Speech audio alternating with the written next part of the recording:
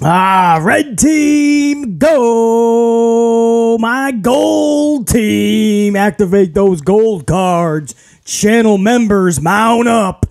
My entire amplified unit, salute. It is indeed time to wake up, get up, and get amplified.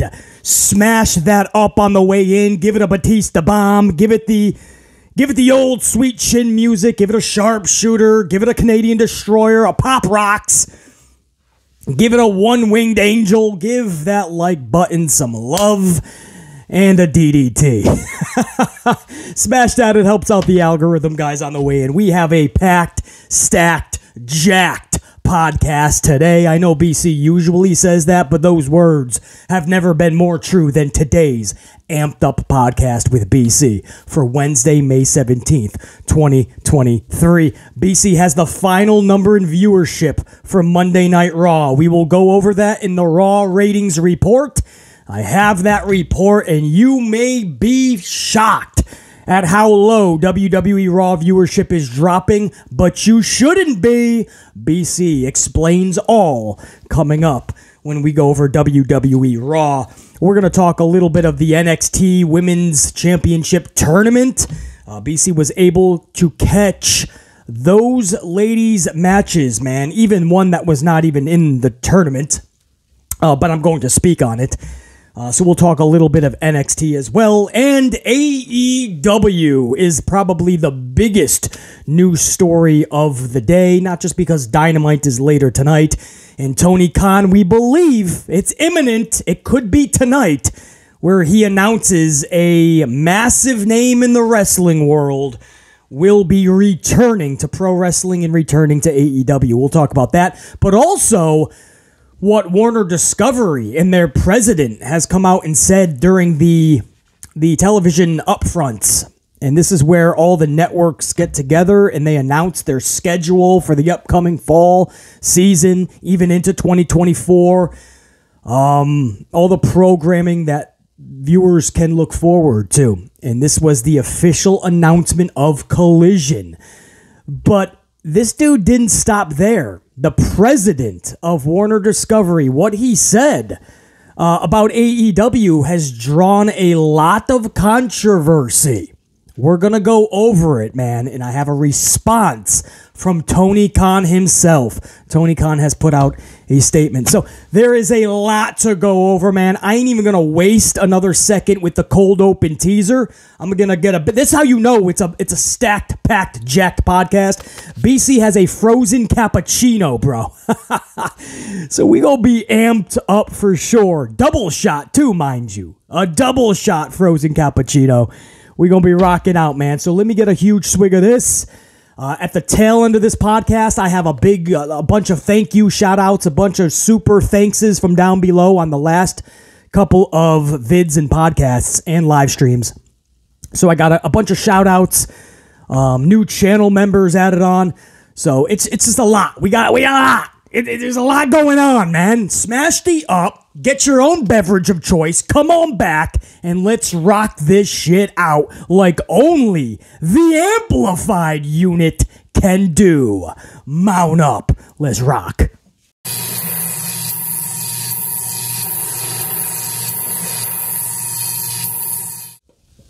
All right, guys, so we are going to start. We'll wait for the AEW shit because that's a lot of moving parts. I got like 5 different articles we got to go over, actual quotes from the president of Warner Discovery, a response from Tony Khan. It's such a big story with so many moving parts that a lot of reputable sources or reporters in the wrestling world, they're actually contradicting one another. Everybody's got a different report. Nobody knows what's going on. BC has the most reputable of information. So we're going to go over a lot of AEW coming up. Again, a bunch of shout outs to a lot of my amplified unit members later on as well. Straight up to TJ Baines, Rage Gamer, and Stegmeister, Ash Steggles, for huge contributions in yesterday's live stream podcast. That was, man, You guys just got BC amped up to another level. A podcast that should have taken a half an hour because it was focused on Monday Night Raw's review, which I only had one page of notes because Raw absolutely sucked. And I had one page. I wanted to write, I wanted more details. I wanted to put together at least an hour for you guys. But I thought that podcast would only take a half an hour. I decided to go live anyway. It ended up being a 2.5 hour podcast because you guys were amped up to another level, man. And even when I was done with the Raw review, I took a half an hour on the cold open. Then we did another hour and a half or hour plus on the Raw review. And then you guys just started throwing coffees at the channel. So we went by basically 2.5 hours on the podcast yesterday. So, thank you to all the contributors that just made that special, especially Stegmeister and TJ Baines. That was never needed, always appreciated. When you show that level of support, it just makes BC even more amplified and we get more rowdy.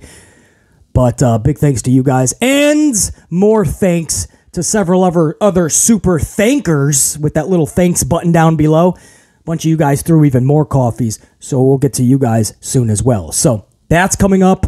The AEW report, NXT report from last night, and we're going to start off with the Raw report. You guys ready for this? Monday Night Raw. Triple H apparently missed Friday night's SmackDown. Other suit and ties like Brucey Pritchard had to take the helms for the night.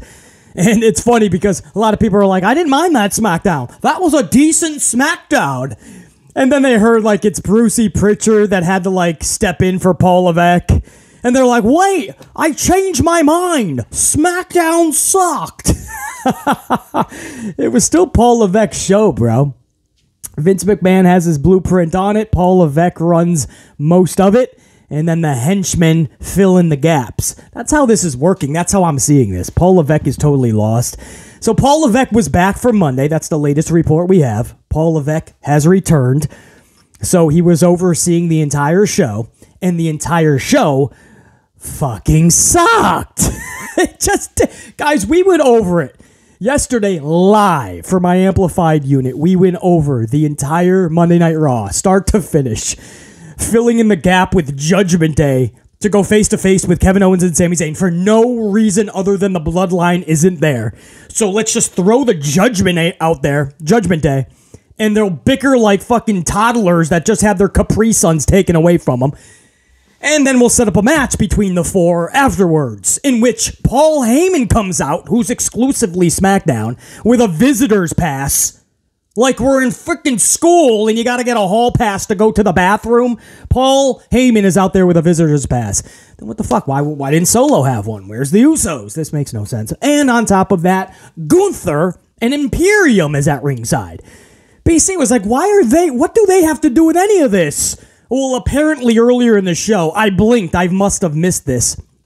There was a handshake between the visitor of Raw, Paul Heyman.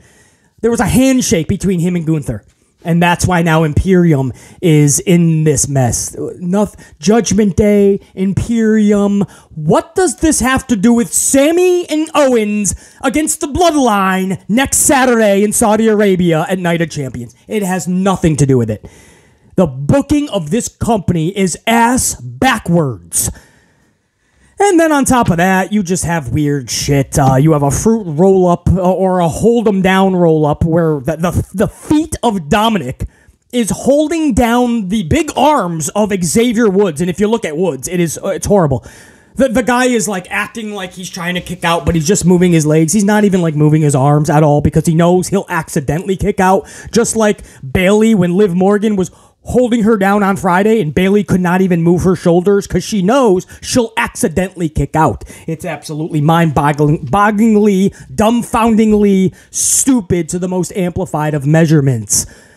But that's what we had. And my amplified unit had to remind BC in yesterday's live stream that that's the exact same outcome of last week, where Dominic did the same thing to Xavier. You can't make this shit up. At this point, they're just fucking with the audience. They're like, fuck it. Why even care to make this look believable? right? Why even care to make this realistic, right? Of course I would be held down by Dominic's feet. Of course that would pin me. What would make Xavier Woods look special in the future? How can you ever think this guy could beat anybody?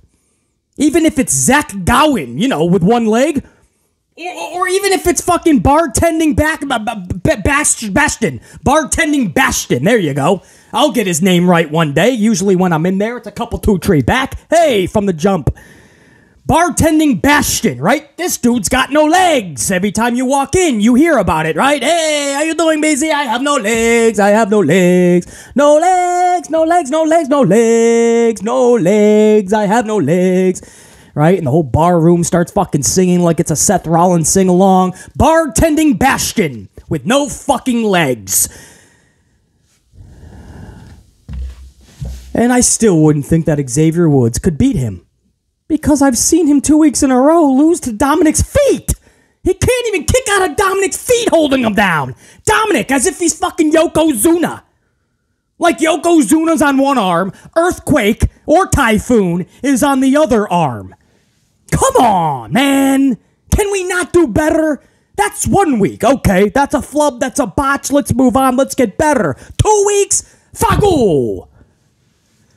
What else happened on Raw? Come on, man. What else? Becky Lynch cut a promo about Trish. Trish wasn't there. Just some words. 3-4 minutes.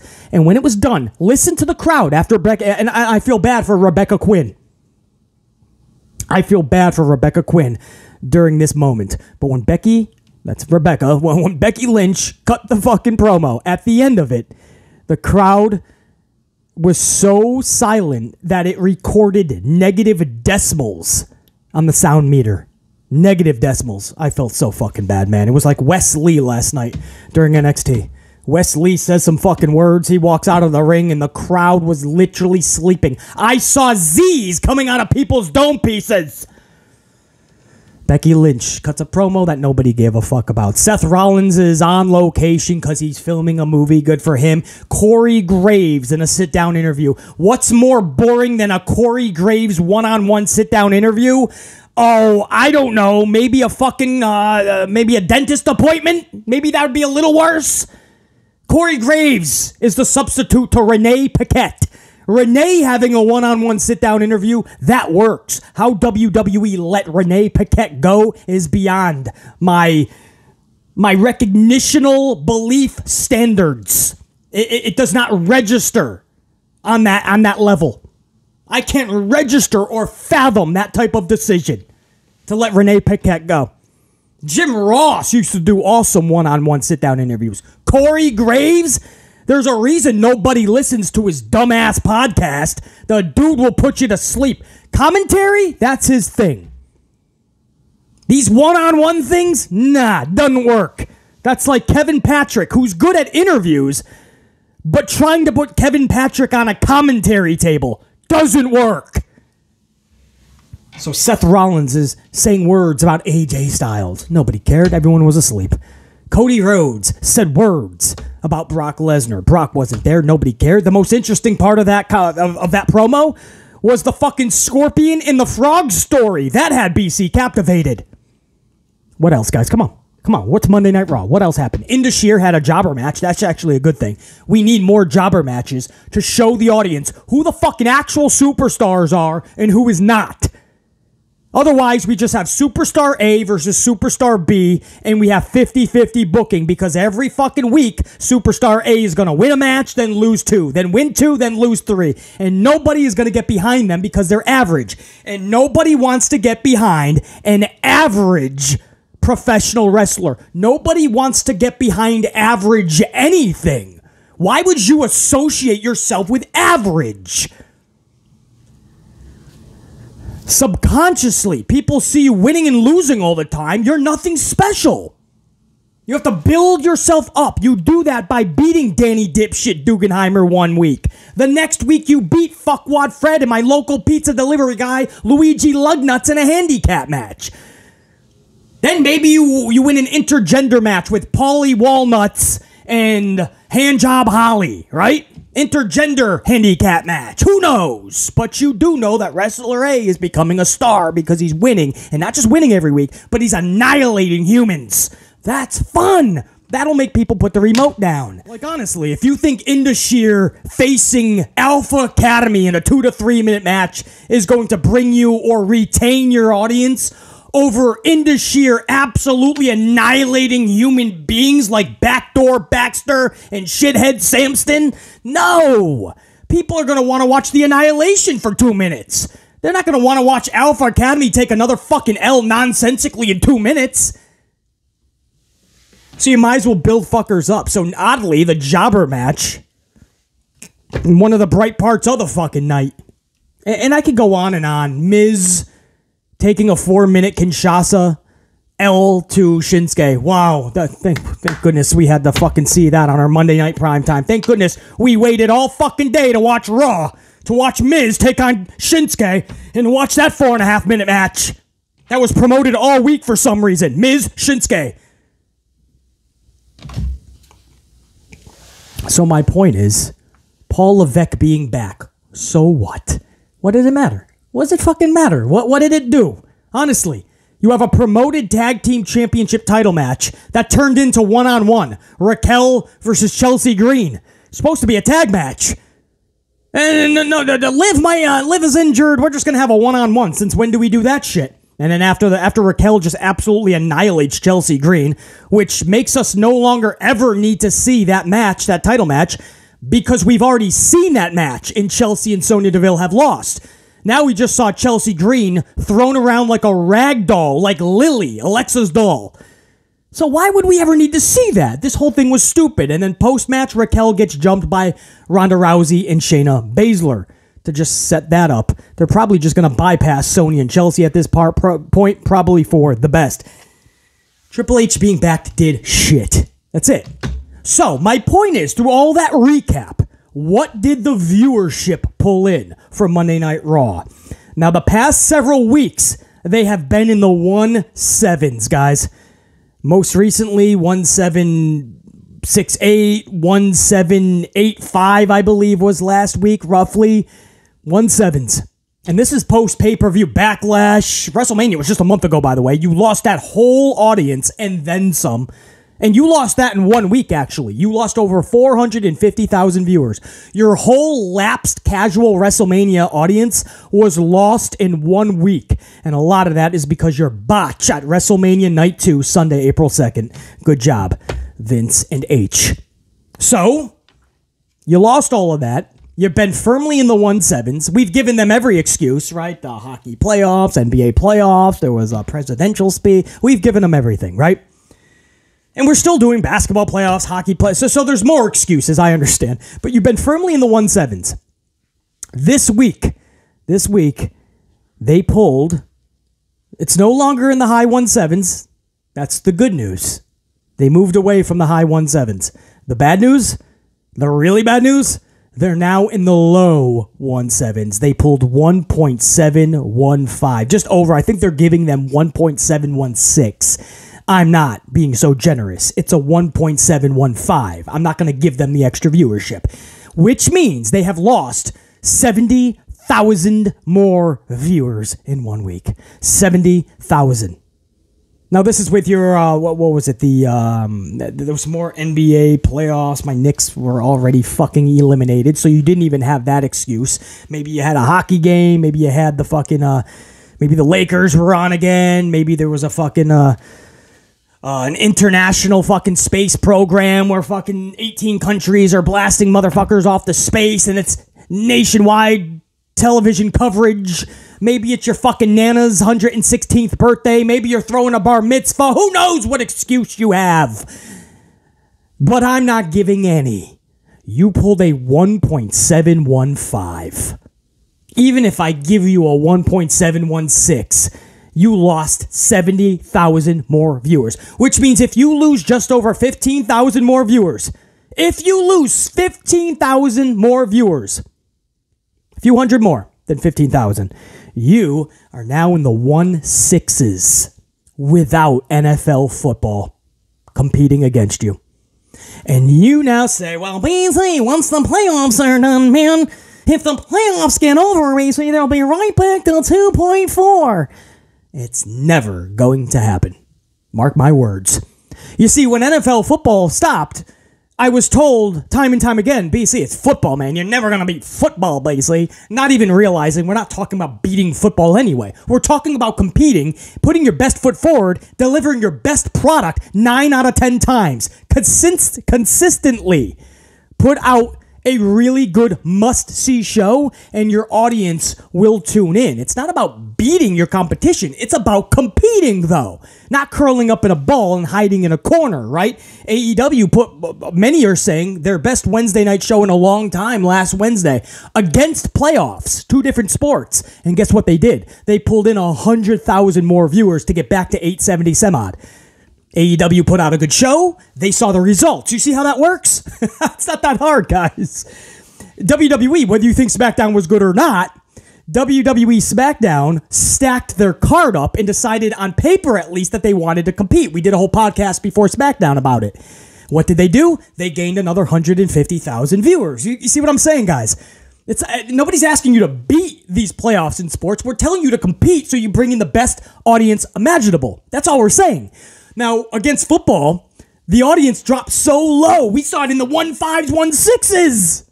1.4, I believe it hit a time or two. And everybody said, well, it's football. It was a good game. And BC, they're going to be right back to 2-2. It's funny. It started off at they'll be right back to 2.5 BC. And after a few months of football, oh, how the fans' tune changed. And they started going, well, basically, they'll be back to 2.25s, man. Trust me. No, I'm not going to trust you. You don't know the numbers like I do. I've been following this shit. So what happens over time is you get lower and lower for so long, and you guys know what I'm going to say. It's FOMO. There's no more FOMO. No more fear of missing out because everybody has missed out on the show week after week. It became a new habit. The new habit is I can miss Raw and not give a fuck, right? AEW fans started to do that on Wednesdays. You started to see their new normal be 850, and then they went into the 700s themselves. But nobody has fear of missing out anymore because several weeks went by of them not watching Raw and nothing happened. They didn't turn into dust. They didn't wither away into the pit of misery or nothingness. They missed Raw. They took a breath and they said, "Whoa, nothing happened. I'm fine. I didn't have a panic attack. I didn't have to watch the highlights the next day. I'm good." Right? That's what happens, guys. No more fear of missing out. So that's why you see the number consistently go lower and lower. And then when football, for instance, I'll give an example. When football is over, the number can't catapult back up. People like to think when football is done, we're magically going to get all of that audience back and it's going to go right back to at least a 2.2 BC. No! So many people have missed out for so many weeks that even though football is over, they don't have to come back and watch. That's why when football was done, they could only pull a 1.819 tops. WrestleMania brought the 2.0. Don't get it twisted. And then they went right back to 1.8. But where's the 2.2? We already moved the goalpost from 2.5 to 2.2 after football. 2.2 is all we're asking for a peak audience on Monday nights. What happened to the 2.2s after football? Why can we not even get 2 million? We couldn't even get 2 million. And now football's done, and now you got some NBA playoffs. So now we dipped out of the 1.9s and even 1.8s. We've been consistently in the 1.7s. And people are now going, well, basically, we'll get back to 2 million. 2 million? What happened to 2.5? And then we moved the goalpost to 2.25. 2.25. Right? 2 million, 250. That's all we're asking for, right? That was the new goalpost. That was the new number, targeted goal to hit. 2.25.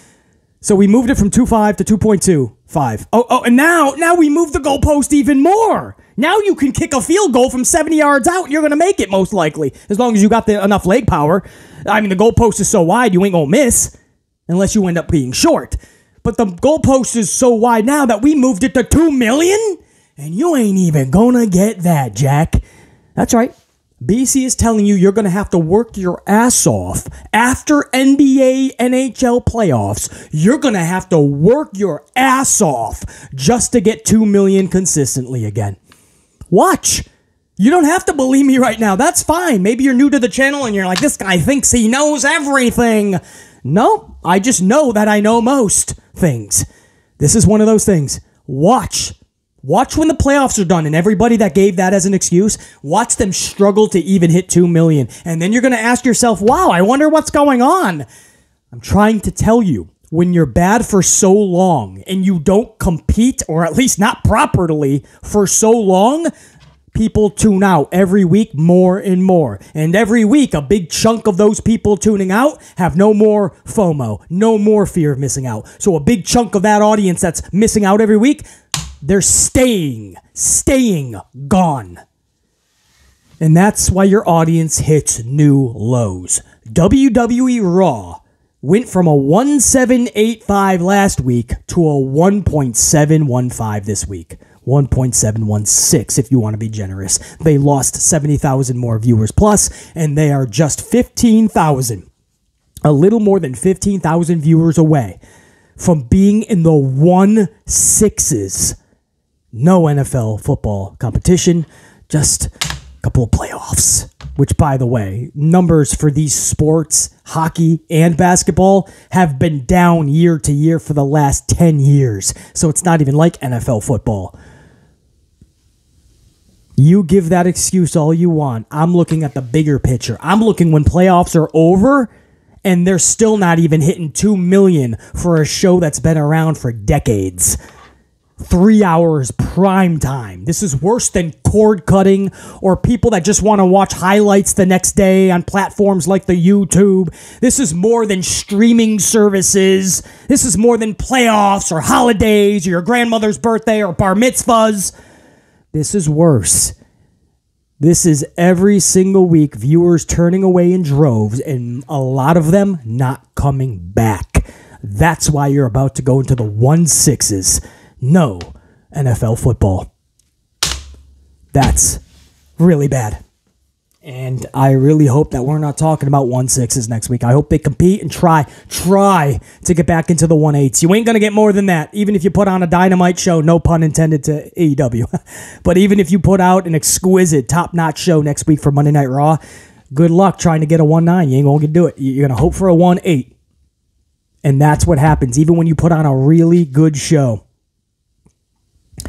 Even when you put on a really good show, you're going to find out quickly that it's going to take a long time to earn your audience's trust back, because now you have to earn it. You have to consistently put out the best product imaginable. And if you don't do that, your audience will stay gone. This is what I mean about playoffs and holidays and any other excuse you come up with. I'm looking bigger picture. You guys are just going by the week. Oh, it's this game. It's this holiday. It's this presidential speech. No, I'm looking bigger picture. At this rate, you could easily give an excuse for 35 weeks out of a 52-week calendar year. So 52 Raws, 52 Dynamites. At least 35 of them, if you really think about it, you could give an excuse as to why their numbers aren't up to where they should be or could be. I'm not giving 35 excuses every year. I'm not doing it. I refuse. We're not going to sugarcoat or bullshit on this channel. I'm going to put the blame squarely on the shoulders of the promoters that are not doing their business correctly. And it's up to us, the real critics of the wrestling world, more specifically, to call that shit out and make sure that it gets rectified. We're not asking you to move mountains. We're asking you to put out consistently good programming for your wrestlers, for us the fans, and for you the company. Everybody will benefit if people just gave a damn about the show that's being promoted. The ratings will tell you nobody gives a shit. The ratings will tell you this company is in the shits. The ratings will tell you this is unacceptable. That is your Raw ratings report for this week. Let me get a big swig of my frozen double shot cappuccino. And we'll talk NXT right now, man. I wasn't able to watch the whole show. I have a lot of business to do on Tuesdays. But my right-hand man on the channel, JR9 Gaming, and a lot of you guys have been watching NXT and speaking so highly of it lately. So JR9 is not alone with the love for NXT. So I went out of my way to make sure that I was able to catch some highlighted segments anyway. And I tuned into as much as I could. Kiana James, this has nothing to do with a tournament or anything like that, but Kiana James really impressed me. I didn't put too much stock in her when I would tune into NXT, and I was just like, what? And I think a lot of it has to do with that weird soap opera storyline that they were in. It just seemed overly produced. I thought it was a little, it's not BC's cup of coffee. So for me personally, I didn't like anything that Kiana has been in. But watching her in that ring with Thea Hale, I believe is this young lady's name from Chase University, Kiana James, man, that's somebody to look out for. Now, on the flip side, Tiffany Stratton, I still believe that and I know I'm a Roxy fan, guys, Roxanne Perez, and she most likely will take this thing and get the title back. I understand that. I'm not going to hate it. As a big Roxy fan, I'm down. But I just don't feel she needs this title. I really don't. I think she's somebody right now at her age and at this stage in her career, she could continue a chase and be just fine with it. A title on her, it didn't even make too much sense from the beginning. And then she lost it quite quickly with that weird thing after the Satomura match. And I just don't see why we just throw it back on her. Right now, I think a heel would work better, like somebody like Cora Jade, who won her match last night. That was not a very good match either, by the way. I do have to say, I was hoping that would be a little better because I was able to catch that. Fallon Henley. The chemistry was not there for me. Maybe you guys feel differently, Jared9. I don't know how you felt about that match, but Cora Jade is better than that. Maybe the chemistry was off to me.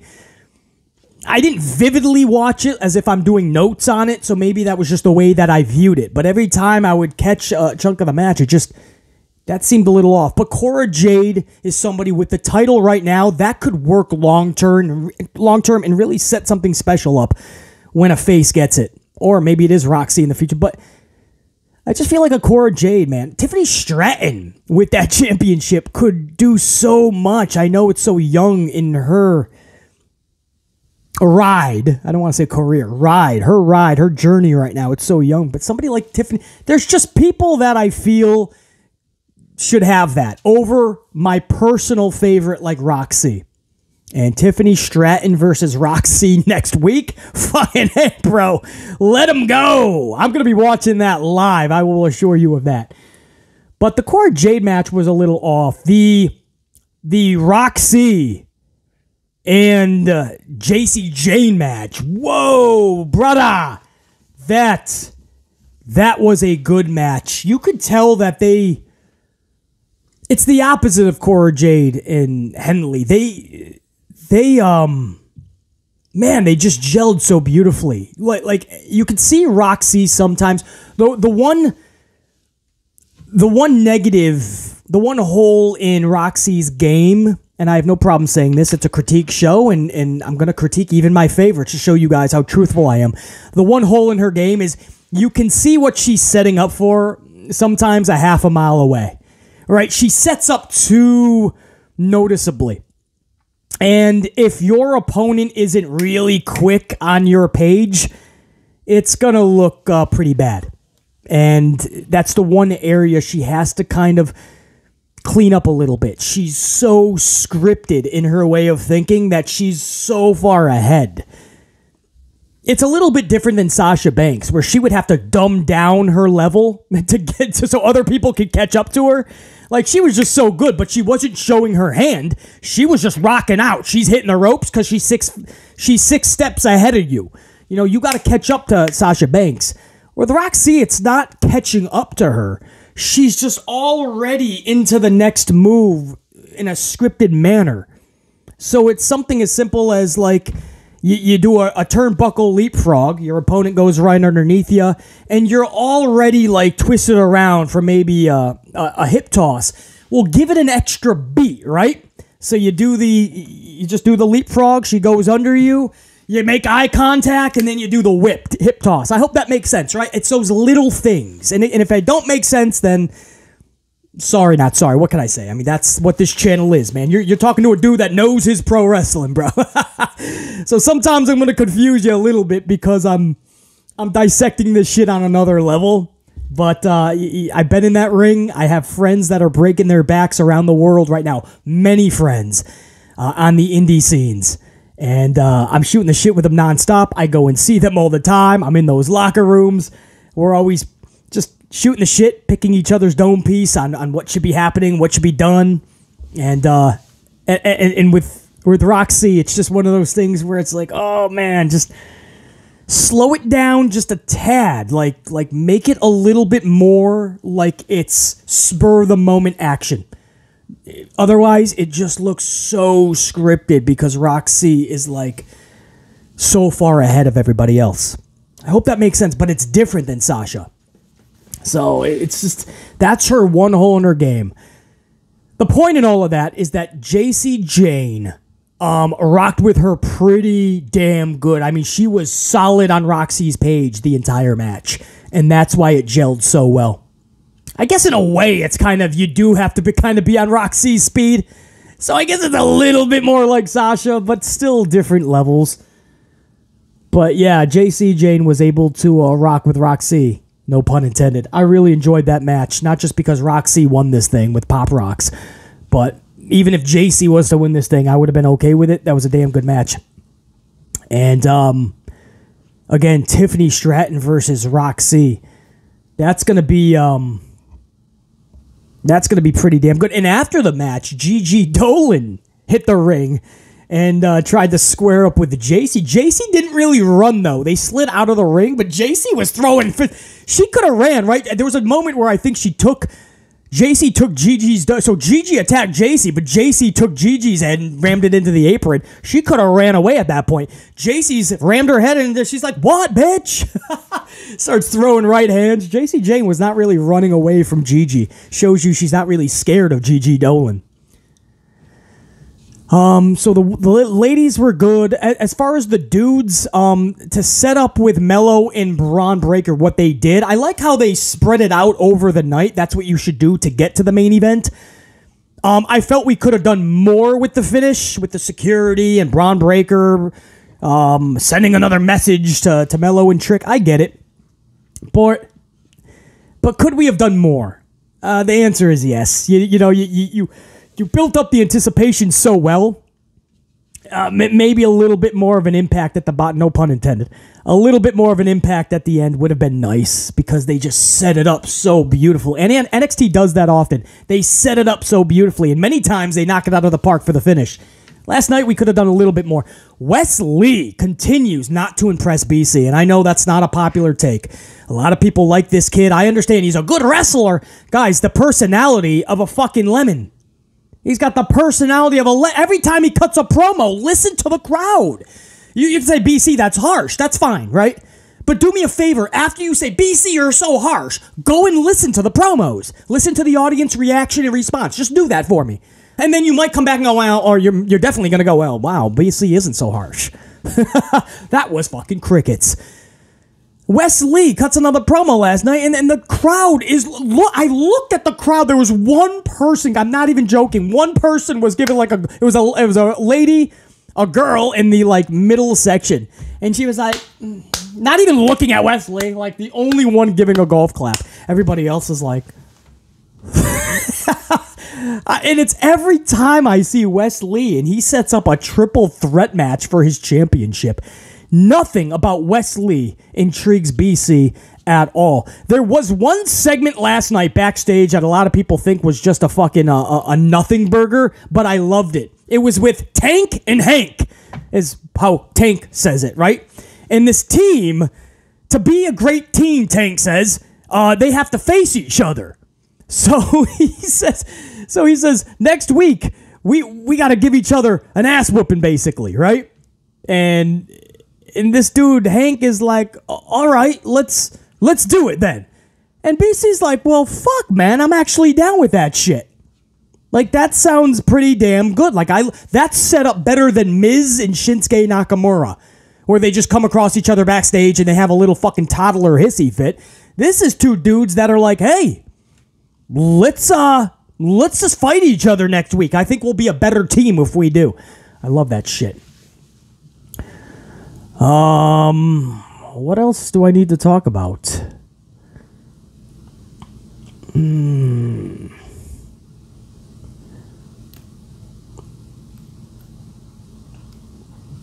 Tank and Hank. I love that shit. That's all really I saw. There's other things that happened on the show, but because I didn't see it, I don't want to speak to all. I'm not just going to go over what happened. I only wanted to go over what I actually witnessed last night on NXT. So I got to see a lot more than I usually get to see. So it was a lot more fun than Monday Night Raw. I'll tell you that much. I don't know what that means going. I don't know, man.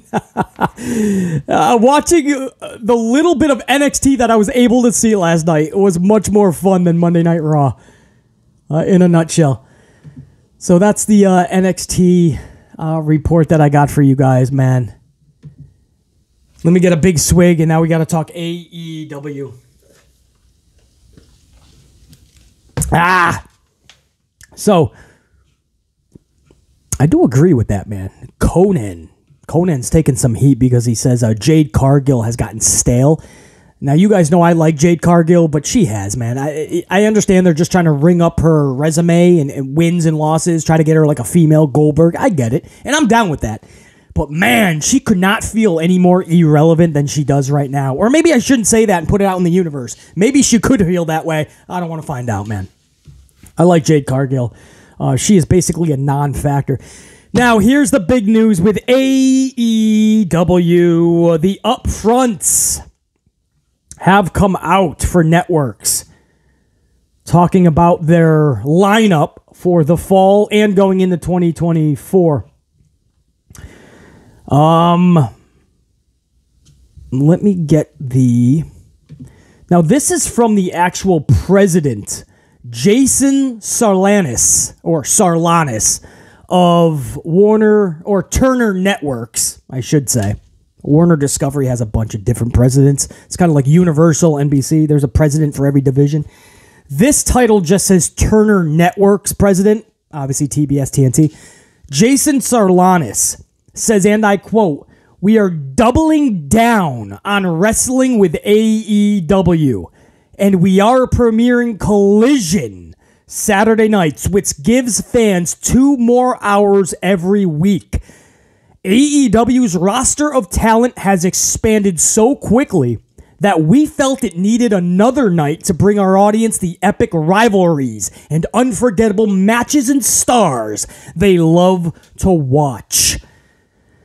Every single Saturday, Collision, starting June 17th. We do have a hard date on that. We kind of already knew that. June 17th, Collision. Saturday nights, Jason Sarlanis. We already knew all of this, but this is now confirmed. We knew it was going to be on the upfronts. There was no mention of CM Punk. The latest word we're getting is most of the locker room was surprised that CM Punk was not mentioned in their whole upfront speech about Collision because they felt that was really going to attract a lot of advertisers. That's what this is all about. Advertisers seeing where are they going to spend their money. That's what the upfronts are about. Not just giving your audience, getting them interested into watching your networks, but the advertisers, there was no mention at all. To this point, no mention by Tony Khan at all. A lot of people believe tonight on Dynamite, there's going to be an announcement anyway. Tony Khan already says he's got a big announcement about Collision. We expect that to be Phil Brooks. If not tonight, then next Wednesday. By the end of next Wednesday night, we expect that to be announced. So a lot of the locker room was shocked that Turner Networks did not mention Phil Brooks' name, CM Punk. And BC was caught off guard by that. I mean, you want to attract your advertisers for whatever reason. I don't see anything in Phil Brooks anymore. I really don't. I don't think he likes wrestling much anymore. I think it's a marriage that needs to end in divorce sooner rather than later. But it is what it is. The dude's coming back, and now the rosters are going to be split up. I got news about that, by the way. Wait till you hear about this. But that's another story. They did not mention CM Punk. They did confirm Collision, and this president of Turner Networks, Jason Sarlanis, says, and I quote, "We are doubling down on wrestling." That's interesting because you do that when the product is red hot, right? Raw is so damn good. Back in the day, what did they do? They added SmackDown, right? That's when you double down. It's interesting to see the ratings for AEW decline, sadly, but they have. Their normal peak was 950, and then it went to 850, and then recently, unfortunately, it even reached the 700,000s. So it's drastically went down. They put up a pretty good show last week, and they brought back 100,000, but they're still roughly around 850 still. So far away from even 1 million. But the point is, with the trajectory of AEW's numbers going backwards, right? Selling out Wembley, or they're not going to sell out Wembley, but they're going to pull in tens of thousands, already over 60 or something. Congratulations. That is absolutely awesome.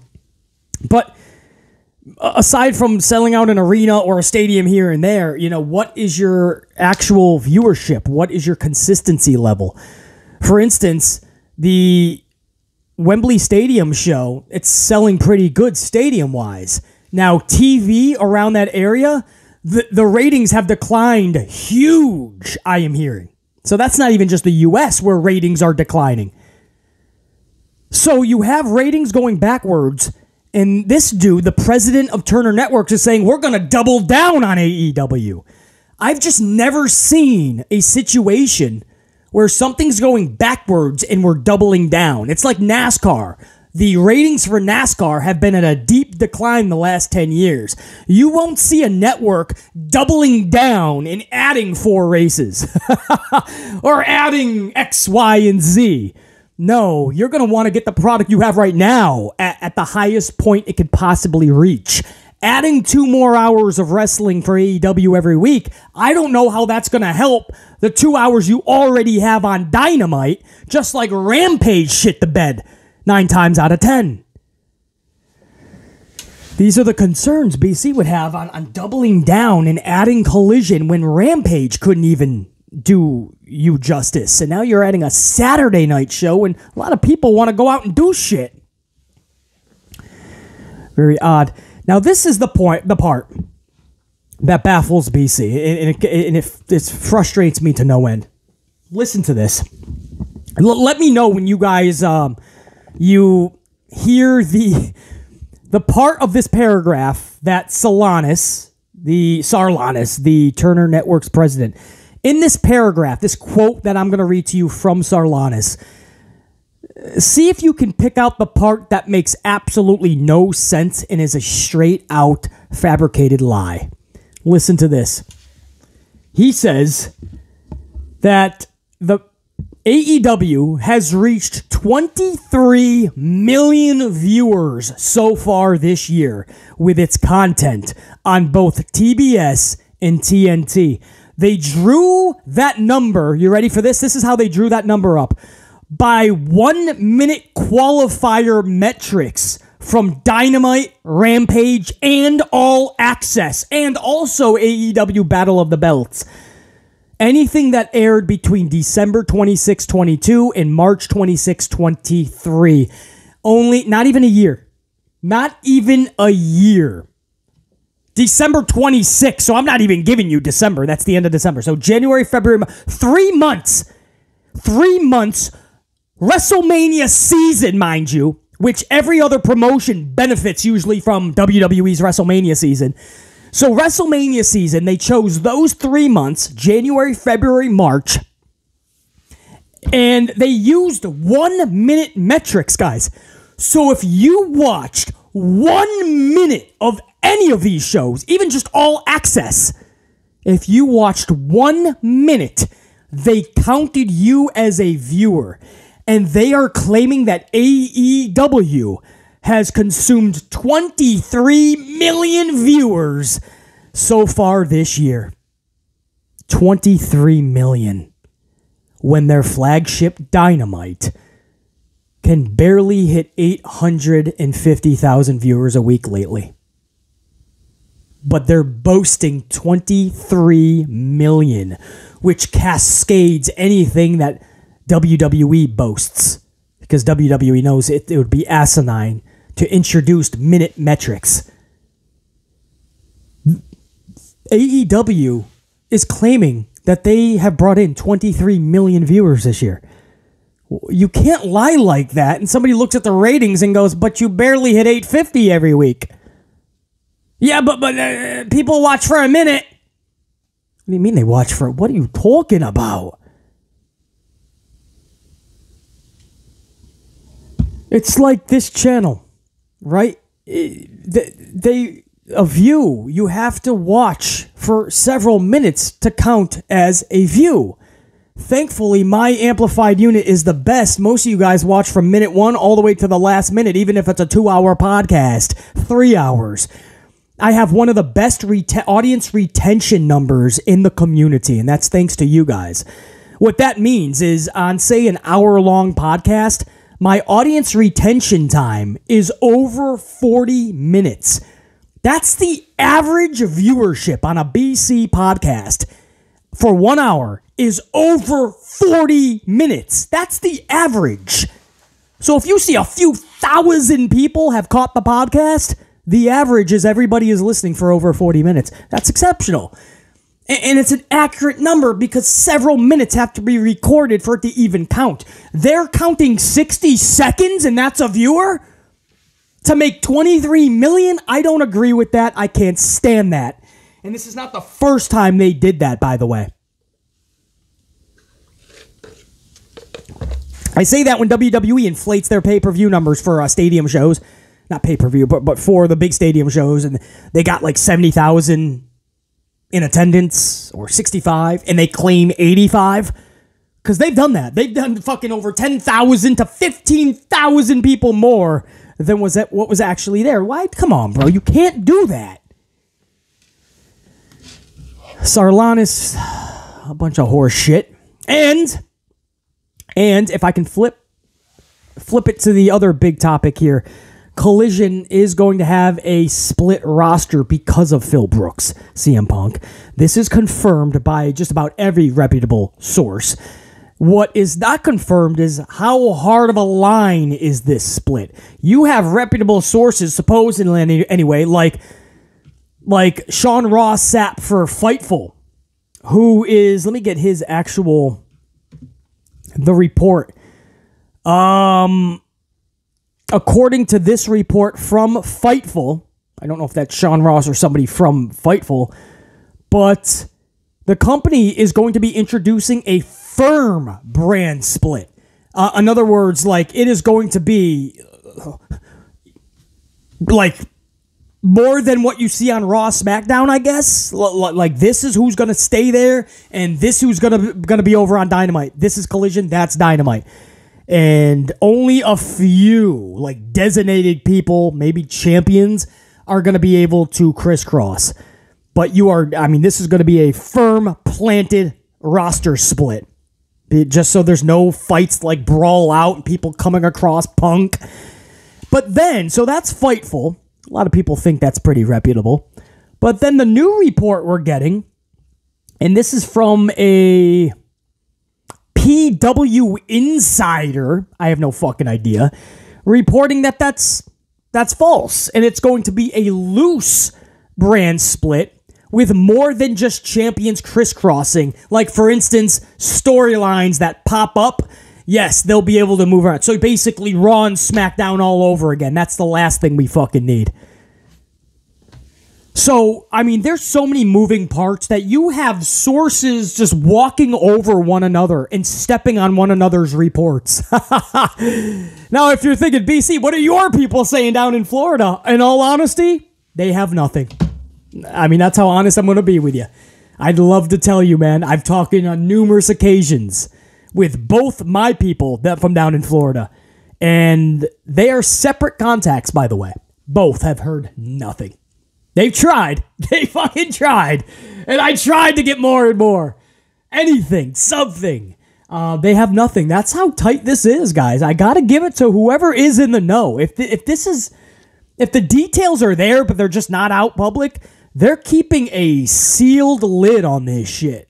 Because when I say my people have heard nothing, they have heard jack shit. I'm not even, sitting on anything, and I'm waiting for it to be a little bit more reputable so then I can tell you guys. No, guys, I'm not sitting on anything. I haven't even heard word.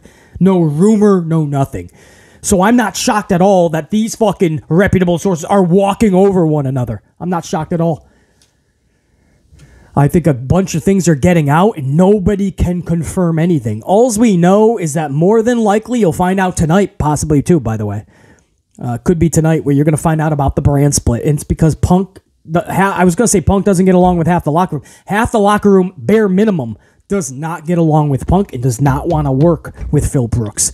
So they're going to have to do the brand split. On top of that, Tony Khan has a roster of 385 people, basically. Slight exaggeration. So at some point, you're going to have to do a brand split because you have backed yourself into a corner. You're in a pickle. Like, what the fuck do you do? You're hiring everybody from a Take a Shitta to an Action Andretti. You got fucking Martins. You got Tom, Dick, and Harry. Danny Dipshit Dugenheimer and Fuckwad Fred are probably going to get hired next week. Every single week. If somebody just has a match on Dark, all of a sudden it impresses Tony Khan, and all of a sudden you see a graphic. Fucking bartending Bastion is all elite. Shithead Samson is all elite. Gotta stop that shit, man. And Roman Reigns, real quick, guys, is now officially advertised for Money in the Bank and the SmackDown in the UK as well. So I think we all knew that was... I mean, you got to show up to work more. You got to restructure the contract. This is not working, man. Especially if you're going after Hulk Hogan's 1,474-day record. You got to do business a little bit differently. It worked up until WrestleMania. I was fully behind Roman Reigns, how he was defending, who he was beating. I was fine with it. Coming out of Mania, defeating Cody, keeping the titles, and still going on vacation, and as limited as he is, I'm no longer down with it. You're going to have to restructure. You botched Sunday night, April 2nd. Cody should have had that fucking title. Everything we have seen since has shown us that.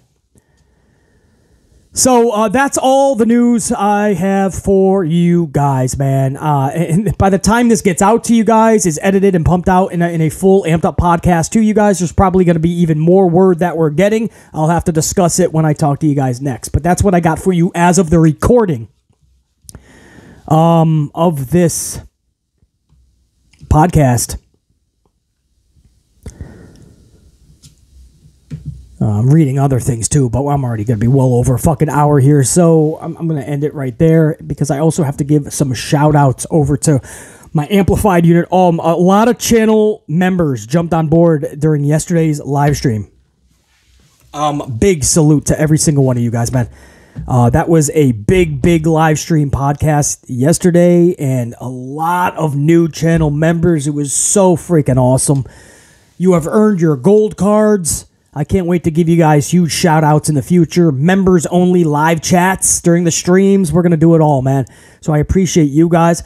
I also want to give a shout out to a few super thankers in the last regular uploaded podcast that we did.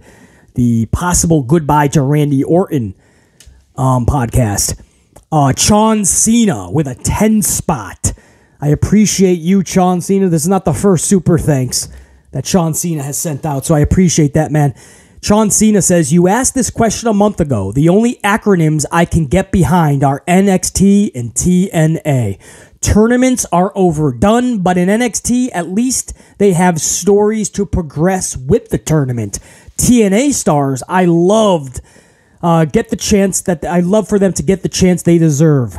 And I do agree with that. NXT does have much more story progression. You see that in the women's tournament right now. And on the flip side, what Sean Cena is talking about is if you could only, I asked this question a month ago, if you guys could only watch one show a week, everything else disappears for the rest of life. One show, one pro wrestling show a week. Is it Raw? Is it Dynamite? Is it TNA Impact? So John Cena is sticking with NXT or TNA, but you still got to choose one. You're picking two. It's got to be only one. John Cena, I appreciate it. Also, Anise Sarwar, one of my longtime tried and trues with a 5-spot super thanks coffee. I appreciate that, Anise. Anise says, this is hard for me to accept. Randy retiring or most likely retiring. I didn't want RK Bro to be the lasting image, but rather a storyline / feud with Cody Rhodes. And end it on that note. Two guys with a lot of history, and Randy finally passing off his torch to Cody. And for Cody to say something like, and I quote, while Roman and others had Dusty, Dusty made sure that I had Randy. The two embrace, Randy walks off. Something cool like that. It would be emotional, but that's a dream scenario for me. Maybe it's just a dream now. Possibly Anise. It doesn't look good for Randy Orton, but if it's on his terms, he'll be back. The problem is, what we're hearing from his own father is the doctors said they don't recommend he comes back to wrestling. So that has to get back to WWE's doctors. That's how this works, guys. I have many people that cover like other sports on their medical staff, and they have to like inform doctors. They have to get stuff from personal. They need to know this info. WWE doctors have to get that info. And then WWE doctors have to make the most sound decision. So this is not up to Randy Orton. I think a lot of people are like, it's Randy Orton's decision. So he ain't retiring, buddy. You might want to, I don't know, shut the fuck up because you don't know what you're talking about. It's not Randy's decision at all. He makes the decision of, I want to have another match or 10 matches, or I want to wrestle another year or 10 years. He gets to make that decision. He does not get to make the decision to do that in World Wrestling Entertainment or anywhere else. That's their doctors that have to make the sound call. And if they think it's not good for your health, they cannot clear you. That's what it's called. It's called clearing a wrestler. A wrestler cannot decide that they're going to wrestle at an event for a promotion. They could want to. They could make the decision that they want to, and they're willing to. That does not make it official. In this case, WWE has to clear him. And if the doctors are saying we don't recommend it, we cannot clear that, then the WWE doctors are sure as hell not going to clear it. So until that changes, it's the Daniel Bryan situation. People wonder, well, for years, why didn't they just let him wrestle, man? It's his choice. It's his life. It's his career. Because WWE was finding a lot of shit out, and even when his doctor said that he was okay or getting better, WWE doctors were still like, I don't know, man. For a long time, your doctors were saying they don't think this is right. So it got them even more cautious. So even if Randy Orton's docs say, hey, it's okay now, WWE still might not do it. Anyway, that's another discussion. But Anise, I totally hear you, man. I was hoping for a lot more between him and Cody Rhodes, and I'm hoping we still get that down the line. But to my super thankers, man, you guys absolutely fucking rock. I appreciate the coffees on regular uploads like this. It's never needed, dude. The fact that I see those blinking comments, and I know that you guys are chucking coffees even on regular podcast. There's nothing like it. I always say this. All I need is totally free. Smash the up, help the algorithm. The coffees, added bonus, man. So I appreciate you guys big time. That's what I got for you guys. I told you it was a loaded podcast. Wow. Did I ever so mean it, man? I don't bullshit. Until next time. And there will be a next time. Top guy, I'm out. We the ones, the rest in this community, far distant twos. BC saying check you.